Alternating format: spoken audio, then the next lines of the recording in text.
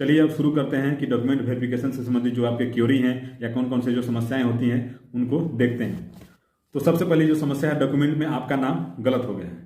तो यदि डॉक्यूमेंट में आपका नाम गलत है, हाई स्कूल में या इंटरमीडिएट में, कई बार होता है हाई स्कूल में नाम सही रहता है, इंटरमीडिएट में उससे डिफरेंस आ जाता है, या आपके ग्रेजुएशन और अन्य जो सर्टिफिकेट है उसमें नाम गलत है, तो आपको उसको सुधरवा लेना चाहिए। बोर्ड में जाकर सुधरवा लीजिए, ज़्यादा टाइम लगता नहीं है।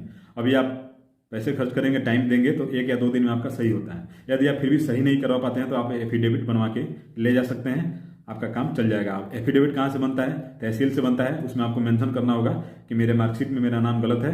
बाद में कोई भी अगर त्रुटि पाई जाएगी या गलत पाया जाएगा तो उसका जिम्मेदार मैं हूँ, इस टाइप का लिखवाना होता है। तो आप एफिडेविट ले जा सकते हैं, लेकिन ज़्यादा डिफरेंस नहीं होना चाहिए। ऐसा नहीं कि नाम ही अलग है, 1 2 लेटर 3 लेटर डिफरेंस होगा, गलत है तो आपका चल जाएगा एफिडेविट से। एफिडेविट बनवा सकते हैं। इसके अलावा कुछ लोगों के सर्टिफिकेट में मम्मी और पापा का नाम गलत हो जाता है। तो देखिए यहाँ पे जो नोटिफिकेशन है इसमें साफ साफ लिखा है कि आपके जो हाई स्कूल का मार्कशीट है उसमें आपके मम्मी और पापा का नाम दोनों में से किसी एक का नाम सही होना चाहिए। तो मम्मी और पापा का नाम में से किसी एक का नाम भी अगर सही होगा तो आपका काम चल जाएगा। यदि आपका दोनों का नाम गलत है तो आप उसके लिए भी एफिडेविट बनवा लीजिए और डीवी के टाइम ले जाइएगा, जब आपसे मांगा जाए तभी दिखाइएगा। इसके अलावा कुछ लोग का क्वेरी ये रहता है कि मैंने डेट ऑफ बर्थ गलत डाल दिया था फॉर्म अप्लाई करते समय। तो देखिए फॉर्म अप्लाई करते समय डेट ऑफ बर्थ गलत डाल दिए हैं तो उससे कोई दिक्कत नहीं है। आपको फॉर्म में नहीं देखा जाएगा कि आपने क्या अप्लाई किया था, आपको बस ये देखा जाएगा कि आपका जो अभी भी एक्चुअल जो डेट ऑफ बर्थ है उसमें आप एलिजिबल हैं कि नहीं, मतलब जो आपका फॉर्म भरने के लिए जो मैक्सिमम डेट है उसके अंदर आते हैं कि नहीं, ये वेरीफाई किया जाएगा। आप चाहें तो इसके लिए भी एफिडेविट ले जा सकते हैं, लेकिन आपके मार्कशीट से जो डेट ऑफ बर्थ मिलाया जाएगा वो ये देखा जाएगा कि आप आगे तो नहीं चले गए हैं, जो मैक्सिमम एज है उससे ज़्यादा तो नहीं हो गए हैं, या मिनिमम एज से तो कम नहीं है। फॉर्म अप्लाई करते समय जो ये चाहिए था उसके रेंज में आपका डेट ऑफ बर्थ आता है कि नहीं, तो इससे भी आपको ज़्यादा समस्या नहीं होने वाली है। इसके अलावा कुछ लोगों के क्वेश्चन होते हैं कि मेरा गैप है, जैसे इंटरमीडिएट कर लिया, बीच में कमाने चले गए, बाद में ग्रेजुएशन किए, उसके बाद आप फॉर्म अप्लाई किए, तो इंटरमीडिएट और ग्रेजुएशन के बीच गैप हो गया है।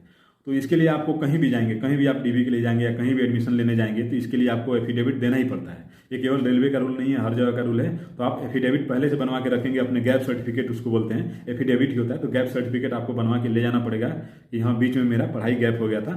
जो भी रीजन है आप दे सकते हैं, बता सकते हैं कि पैसे की वजह से पैसे नहीं था इसलिए नहीं कर पाया था, कोई और काम हो गया था, जो भी रीजन है आप उसमें बता सकते हैं। तो आपको गैप सर्टिफिकेट ले जाना होगा यदि आपका एजुकेशन के बीच गैप है तो। इसके अलावा कुछ लोग परसेंटेज गलत डाल देते हैं फॉर्म भरते समय। तो परसेंटेज आपका ये नहीं देखा जाएगा कि आप अप्लाई करते समय फॉर्म में क्या परसेंटेज डाले थे। आपका बस देखा जाएगा कि आपका जो परसेंटेज है वो जो मिनिमम परसेंटेज रिक्वायरमेंट है किसी भी पोस्ट के लिए उससे अधिक है कि नहीं। जैसे जो इंटरमीडिएट लेवल के पोस्ट है उसमें आपका 50% से नंबर अधिक होना चाहिए यदि आपने ग्रेजुएशन नहीं किया है तो। जैसे जो इंटरमीडिएट लेवल वाले पोस्ट हैं आरबी एनटीपीसी में, उसका 50% आपका मिनिमम मार्क्स होना चाहिए यदि आप केवल इंटरमीडिएट किए हैं तो, लेकिन ग्रेजुएशन कर लिए हैं तो 50% नहीं होना चाहिए। तो यदि आप ऐसा है तो आपका देखा जाएगा परसेंटेज कि इंटरमीडिएट में आपका परसेंटेज 50% से ऊपर है कि नहीं। यदि है तो आपका कोई दिक्कत नहीं होने वाला है, यदि आपने गलत भी डाल दिया है तब भी कोई दिक्कत नहीं होने वाला है। तो आप इसको लेकर टेंशन में मत रहिए। इसके बाद अगला इशू ये आता है कि फॉर्म अप्लाई करते समय आपके जो रिजल्ट है, जो भी मैक्सिमम क्वालिफिकेशन है उसके रिजल्ट आउट होने का डेट या सर्टिफिकेट का डेट मांगता है, तो आपने वो गलत डाल दिया है। तो यदि आपने वो भी डेट गलत डाल दिया है तो आपको इशू नहीं होने वाला है। आपका जो डेट है वो आपके सर्टिफिकेट पे जो भी डेट दिया रहेगा या मार्कशीट पे जो भी डेट दिया रहेगा आपके फाइनल एग्जाम का जो रिजल्ट का डेट है वो दिया रहेगा, वो वेरीफाई किया जाएगा कि जो फॉर्म अप्लाई करने का क्लोजिंग डेट था, जैसे फॉर्म अप्लाई करने का डेट आता है कि इस डेट से इस डेट तक आप अप्लाई कर सकते हैं, उसमें जो लास्ट डेट दिया रहता है रजिस्ट्रेशन का, यदि उस डेट से पहले का या उस डेट का भी है आपके मार्क्स, आपका जो रिजल्ट आउट होने का डेट है तो आपको कंसीडर किया जाएगा। लेकिन उसके बाद का है तो आप, इसका मतलब साफ है कि आपने गलत जानबूझ के गलत डाला था तो आपको रिजेक्ट कर दिया जाएगा। तो आपके मार्कशीट पे या सर्टिफिकेट पे जो इशू डेट है, मतलब जिस डेट को इशू किया गया है, वो फॉर्म अप्लाई करने का जो क्लोजिंग डेट था उससे पहले का होना चाहिए। तो आपको कोई इशू नहीं होगा यदि गलत भी डाल दिए हैं आप एप्लीकेशन में इशू होने का डेट। तो बस आपका फॉर्म अप्लाई करने का जो लास्ट डेट है उससे पहले का डेट होना चाहिए आपके सर्टिफिकेट पे, आपको कोई इशू होने वाला नहीं है। आप चाहें तो इससे भी संबंधित एक एफिडेविट बनवा सकते हैं और रखे रहिए, जब मांगा जाए तभी दीजिए, वैसे मांगा नहीं जाएगा। यहाँ पे देखिए साफ साफ लिखा हुआ है, आपके नोटिफिकेशन से मैंने स्क्रीनशॉट लिया है। यहाँ पे लिखा हुआ है कि आपका जो उस पर मार्कशीट पे या सर्टिफिकेट पे जो इशू डेट है वो क्लोजिंग डेट, फॉर्म अप्लाई करने का जो क्लोजिंग डेट है उससे पहले का होना चाहिए। इसके अलावा कुछ लोगों के क्वेश्चन है कि प्रोविजनल सर्टिफिकेट से काम चलेगा कि नहीं। तो देखिए यहाँ पे लिखा हुआ है आपकी जो सर्टिफिकेट है या प्रोविजनल सर्टिफिकेट है उस पर आपका इशू डेट होना चाहिए। तो प्रोविजनल सर्टिफिकेट यहाँ पे लिखा है, इसका मतलब प्रोविजनल सर्टिफिकेट से भी आपका काम चल जाएगा, इसीलिए तो यहाँ पे लिखा गया है प्रोविजनल सर्टिफिकेट। तो जिसका ओरिजिनल सर्टिफिकेट नहीं आया है वो प्रोविजनल सर्टिफिकेट से भी उनका डीवी हो सकता है। लेकिन फॉर्म अप्लाई किए हुए बहुत दिन हो गया, 2-3 साल बहुत होता है, 2-3 साल तो हो ही गया आपको फॉर्म अप्लाई किए हुए, तो अभी तक आपका सर्टिफिकेट आ जाना चाहिए। यदि नहीं आया है तो आप डायरेक्ट बोर्ड से संपर्क कीजिए या कॉलेज से संपर्क कीजिए, आप ओरिजिनल सर्टिफिकेट मंगवा ही लीजिए, आपको ज्यादा इशू ना हो, आप टेंशन फ्री भी रहेंगे। वैसे काम प्रोविजनल सर्टिफिकेट से चल जाएगा। इसके अलावा एक क्वेश्चन ये भी हो सकता है कि आपके मार्कशीट पे या सर्टिफिकेट पे जो डेट ऑफ इशू है वो है ही नहीं, मतलब उस पर दिया ही नहीं गया कि आपका रिजल्ट कब आउट हुआ था या आपका सर्टिफिकेट कब इशू हुआ था। तो यदि ऐसा है, आपका कंडीशन ऐसा है, तो आप अपने कॉलेज में जाइए और वहां से एक अलग से सर्टिफिकेट या कुछ भी लिख के उस पर वेरीफाई करवा के लाइए कि आपका जो रिजल्ट है किस डेट को आउट हुआ था या जो सर्टिफिकेट है वो किस डेट को आउट हुआ था, और वो डेट फॉर्म अप्लाई करने का जो क्लोजिंग डेट है उससे पहले का होना चाहिए। इसके अलावा एक कमेंट आया था मेरे वीडियो के नीचे कि मेरा सभी ईयर का मार्कशीट है, सभी सेमेस्टर का मार्कशीट है, बस एक सेमेस्टर का गायब है। तो देखिए, आपको डीवी में प्रत्येक सेमेस्टर का मार्कशीट ले जाना होता है। यदि आप नहीं लाए हैं कॉलेज से या गायब हो गया तो आप कॉलेज से दूसरा बनवा लीजिए, सभी सेमेस्टर का मार्कशीट होना चाहिए। और मैनुअल सर्टिफिकेट बनता है, मैनुअल मार्कशीट बनता है कॉलेज से,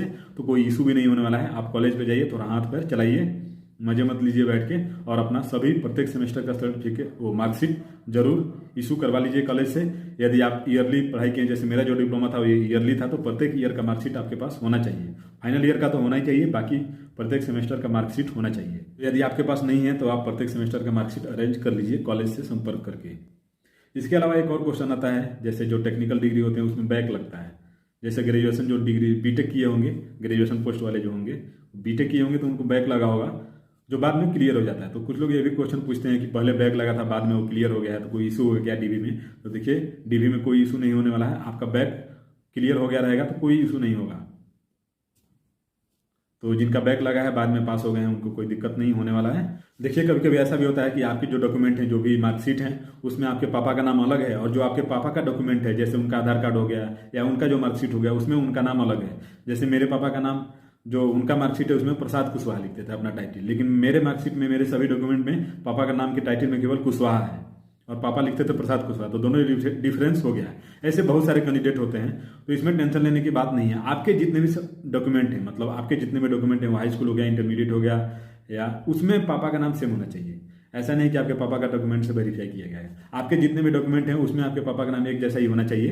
तो मेरे सभी डॉक्यूमेंट में पापा के नाम का जो टाइटल है वो कुशवाहा ही है, प्रसाद कुशवाहा नहीं है, तो मुझे कोई दिक्कत नहीं हुआ। यदि आपका भी ऐसा है तो कोई दिक्कत होने वाला नहीं है। तो ये तो हो गए आपके सर्टिफिकेट से रिलेटेड जो भी क्वेरी या समस्याएं आती हैं उनका आंसर।